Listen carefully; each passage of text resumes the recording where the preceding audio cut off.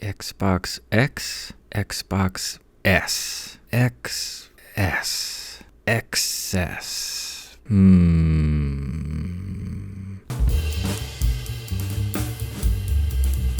2021 was the first year that I really engaged with E3 in a significant way. And originally, I was going to put together a long video about the marketing realities of E3 and of the video game industry. But instead, I'd like to talk about my single biggest takeaway from watching hours and hours of E3-related advertising and commentary. Let's start off by bashing AAA game companies. So I'm not going to say that none of the AAA games revealed or presented at E3 looked fun or of high quality. There's clearly some kind of value in big, giant, high-budget games, and I'm not going to criticize anyone for enjoying these games. Well, outside of blatant disregard for the abusive working conditions that are sometimes present behind the scenes and the negative effects of aggressive monetization tactics and malicious social engineering. But while I was watching presentations from Ubisoft and Square Enix and Microsoft Bethesda, I was shocked by just how bland it all was. And to be clear, I thought the games themselves were bland, not just the predictably dull chit-chat and buzzwords that wrapped around the trailers. And it wasn't just me either. I watched the Xbox show with a friend, and more than once they said, this is just boring. And it isn't about like the pacing of the show or attention spans shortened by years of online stimulation. At least for me, the biggest problem with all this AAA marketing is that it's completely creatively stagnant. More so than the details of the games themselves, the ideas being presented are not compelling. It's just so much of the same, to the point where every brand new trailer felt like deja vu. And of course, that impression wasn't helped by all that awful scripted marketing chit-chat surrounding the trailers. Keywords and phrases like so excited, can't wait, power, authentic, and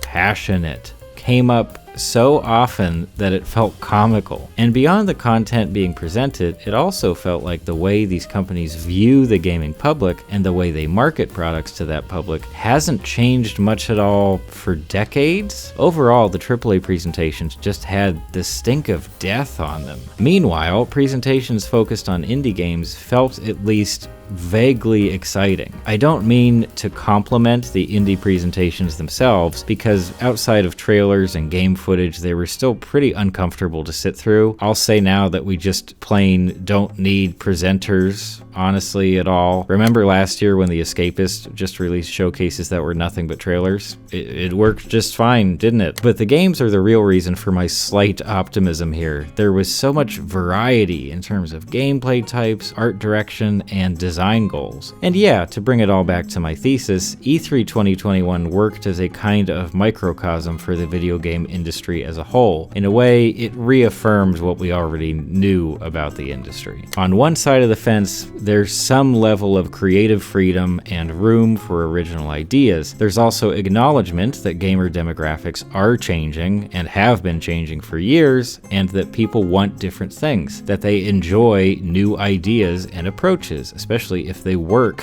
But over there, that's beyond our borders. You must never go there, Simpa. The AAA space is kind of pathetic. Again, there are still fun AAA games, and some of them sometimes happen to present some new ideas, seemingly by accident. But on the whole, the divide between these two areas is drastic. When people ask me why I got back into video games a few years ago, I usually say that I suddenly realized just how much potential video games had as an art form. But I think the more accurate answer is to say that a handful of brilliant indie games made me realize just how much potential video games had as an art form, because on reflection, that's exactly what happened. It was games like The Stanley Parable, Terraria, Stardew Valley, Dead Cells, and The Unfinished Swan that pulled me back into the fold. And to express this idea more fully, I'd like to use a comparison from Tantacruel. If you're unfamiliar, this guy is a composer and software designer who sometimes makes YouTube videos. In one of these videos, he describes just how useless the term mainstream has become in the modern age of media. And that's another thing.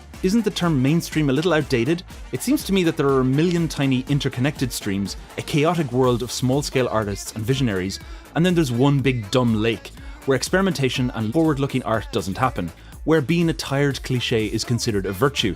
I don't want to generalize about every single AAA game or every single indie game. There are obviously excellent AAA games out there, and there are plenty of indie games that are just trash. But I'll put it this way. If the gaming industry was a physical place, a geographical location, and somebody asked you for directions, hoping to find novel and stimulating experiences, there is a 100% chance that you would steer them away from this neighborhood.